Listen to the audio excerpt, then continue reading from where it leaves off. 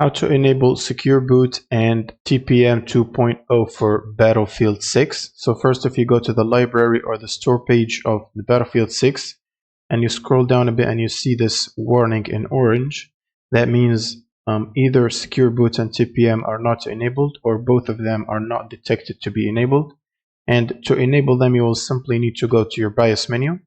So if you don't know which key to press to go to the BIOS menu, just open up your browser and then search your motherboard model. So for example, mine is B360 Gaming Plus, followed by BIOS key, like this.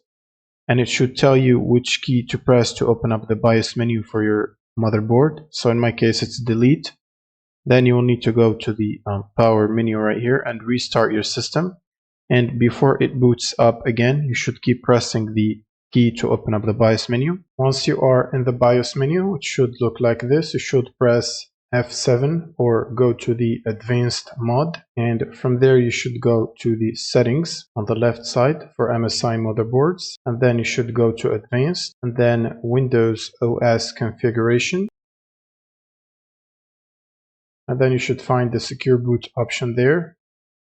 Make sure the Secure Boot is set to enabled, and then make sure the Secure Boot mode is set to standard as well. Then you should go back to the settings menu, and to enable TPM you should go to security and then trusted computing, and from there you should set the security device support to enabled and TPM device selection to BTT, and like that you should have TPM 2.0 enabled. Now you should only save the settings by pressing F10, which will prompt you to save the settings and leave and restart your computer.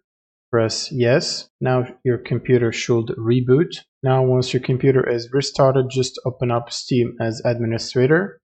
And now you should have Secure Boot and TPM 2.0 enabled. Then you can simply just install and play the game. That's pretty much it for this video. Subscribe if you find this helpful, and see you in the next one.